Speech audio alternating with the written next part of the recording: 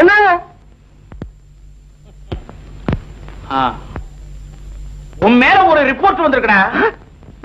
என்ன ரிப்போர்ட்டுங்க? கள்ளத்தலையமா காய்ச்சறியாம? ஐயோ நான் காய்ச்சறது இல்லைங்க, குடிக்கிறதோட சரி. போய் சொல்லாத.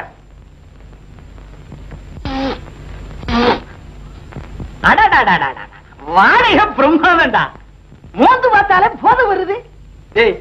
உன் கை திறமைய தனிதான். ஆபீஸ்ல இருந்து அதிகாரிக வர போறாங்க.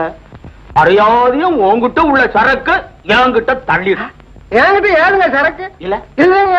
இல்லையா? இல்லைங்க. அவங்களே வந்து சோதனை போட சொல்ற. ஒரு சொட்டு சாராயம் இருந்தாலும் 6 மாசம் உள்ள இருக்கணும். அவ்வளவுதான். அப்படி எல்லாம் செஞ்சிடாதீங்க. கொஞ்சம் இருங்க, எங்கயாவது இருக்கான்னு தேடி பார்க்கலாம்.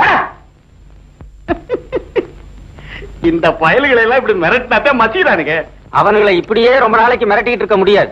ஒரு நாள் அவனுங்க திருப்பி மிரட்டுவாங்க. வாங்க ஐயா, கலெக்டருக்கு பிஏ. ஏயா,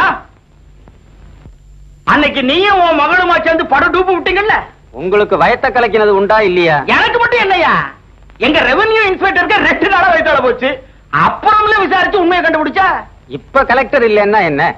நாளைக்கே என் மக IAS பாஸ் பண்ணி கலெக்டரா வந்துடுறா. அவன் இப்படி ஊரை சுத்திக்கிட்டே இருந்தா கலெக்டர் ஆன மாதிரி தான். இந்தாங்க, இதாங்க எழுந்துச்சு. இவ்வளவுதானா? அவ்வளவுதாங்க. இன்னும் இல்லையா? ஒரு சொட்டு கூட இல்லைங்க. ஏங்க, இவங்களை இப்படி மிரட்டியே காரியத்தை சாதிக்கிறீங்களே, இது நல்லா இருக்கா? அட சும்மா இருக்க. நீ இவங்களுக்கு கஷ்டப்படுறதே தண்டா. திருட்டு புரியலுங்க. வீட்டுக்கு வீடு கறவை மாடு வாங்கி கொடுத்தோமே, என்ன பண்ணானுங்க? வித்து தின்னு விட்டானுங்க. ராஜு, அப்படியா?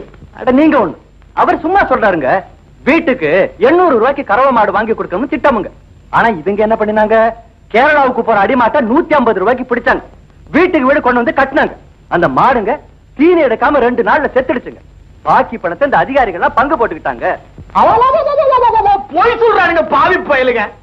அந்த மாட்டை கறக்கவே இவனுங்களுக்கு தெரியல. ஒரு காம்பை 2 கையாலையும் புடிச்சு தொங்குனாங்கன்னா அந்த மாடு சாகாம என்ன பண்ணும்?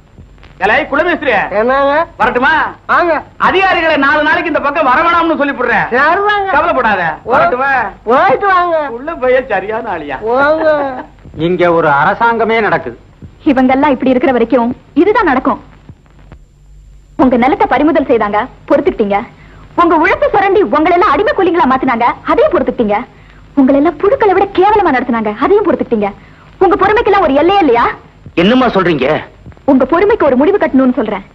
உங்க பொண்டாட்டிய ஒருத்தன் இழுத்துட்டு போறான், அதை கேட்க கூட நாதி இல்லாம இருக்கீங்களே, அதுக்கு முடிவு கட்டணும்னு சொல்றேன். ஐயோ, இது ரொம்ப நாளாவே இங்க நடந்துகிட்டு இருக்குமா. சகஜமா போச்சுமா. எது சகஜம்? சிட்டுக்குருவி மாதிரி சுத்திட்டு இருந்த கங்கம்மா பாம்பு கடிச்சு செத்து போலன்னு உங்களுக்கு எல்லாம் தெரியுமா? ஐயோ வேண்டாமா, சொல்லிட்டாதீங்கம்மா. மண்ணாங்கட்டே, சும்மா பயந்துட்டு இருந்தது போதும். கங்கம்மாவை ஒருத்தன் கற்பழிச்சுட்டான். அவமானம் தாங்காம அவ தற்கொலை பண்ணிட்டான். ஊருக்கு அப்பால இருக்க பயணிகள் விடுதியில யாரோ ஒருத்தன் அவளுக்கு இந்த கொடுமையை செஞ்சிருக்கான். அதுக்கான ஆதாரம் என்கிட்ட இருக்கு. இப்ப சொல்லுங்க, உங்க இனத்தை சேர்ந்த பெண்கள் இப்படித்தான் உயிரை விடணுமா? இதை நீங்க தட்டி கேட்கலன்னா ஆம்பளைங்க சொல்லிக்கிறதுக்கு உங்களுக்கு என்ன யோகியதை இருக்கு? அம்மா, இந்த விஷயம் எதுவுமே எங்களுக்கு தெரியாது. மண்ணாங்கட்டியே எங்க கிட்ட சொல்லல. இப்ப நாங்க என்ன செய்யணும் சொல்லுங்க. அவளுக்கு எடுத்தது யாரு? நிச்சயமா பங்களா வாட்ச்மேன் கோவிந்தசாமிக்கு அது தெரிஞ்சிருக்கும். எல்லாரும் ஒன்னா சேர்ந்து போய் அவங்க கிட்ட உண்மையை கேட்போம். எல்லாரும் புறப்படுங்க. பொண்ணுங்க பிள்ளைங்க ஒருத்தரும் பாக்கி இருக்கப்படாது. புறப்படுங்க.